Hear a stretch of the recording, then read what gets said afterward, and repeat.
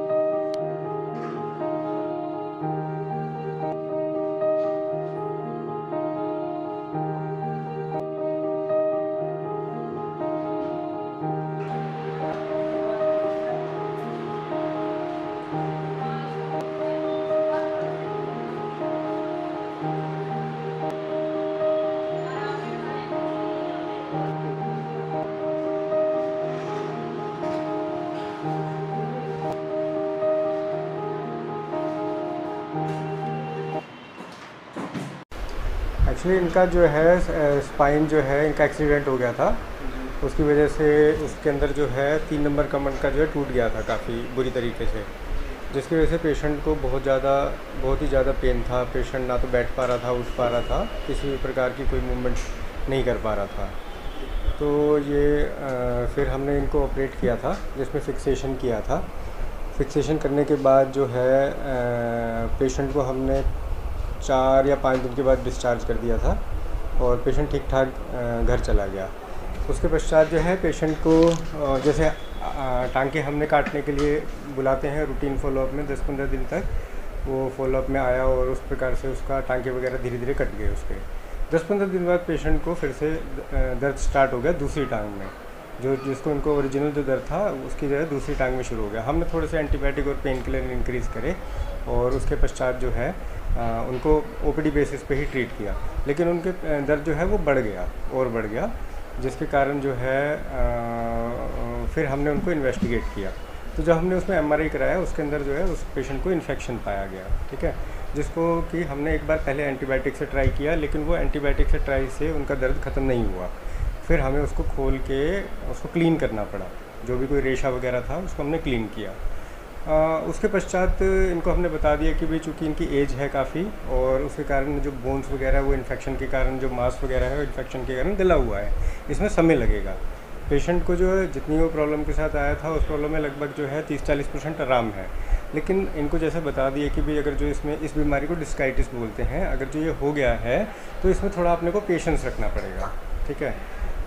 अब इन पेशेंट्स की नाराज़गी क्या है कि सर आपने हमारे साथ पैकेज किया था, ठीक है, इस प्रकार से इतना लिया था।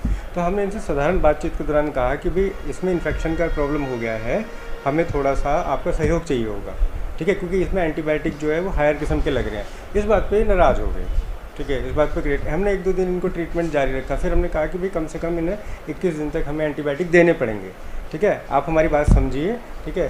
तो ये इस बात को समझ गए, ठीक है। उसके पश्चात उन्होंने जो है ट्रीटमेंट को कंटिन्यू करने के लिए बोला। हम ट्रीटमेंट कंटिन्यू करते रहे, ठीक है। अब ये सडनली आज इन्होंने इस प्रकार का प्रॉब्लम क्रिएट कर दिया करके। सर ये सीधी सी बात यह है कि जो हमने जैसे डाला था पहले पेशेंट ठीक हो गया। आप चाहे पूछ लीजिए इनसे, पेशेंट हफ्ते भर तक ठीक रहा है, क्योंकि ऑपरेशन करे हुए को 20-25 दिन हो चुके हैं, ठीक है। 15 दिन बाद तो हमने टाँके काटे हैं।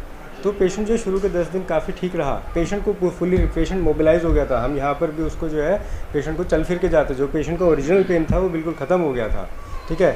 लेकिन अगर जो किसी में भी कोई डिलेड इन्फेक्शन होता है, जैसे हम इम्प्लांट डाल देते हैं, तो उसमें बताइए हम क्या कर सकते हैं? एंटीबायोटिक का कोर्स ही दे सकते हैं ना। अब हम इनको बहुत बार समझा चुके हैं कि अभी भी ये रिकवर कर जाएगा, लेकिन देखिए उनकी उम्र ज़्यादा है, इम्यूनिटी पावर ठीक नहीं है, तो इन्फेक्शन हो जाता है, अंदर इम्प्लांट भी डला है।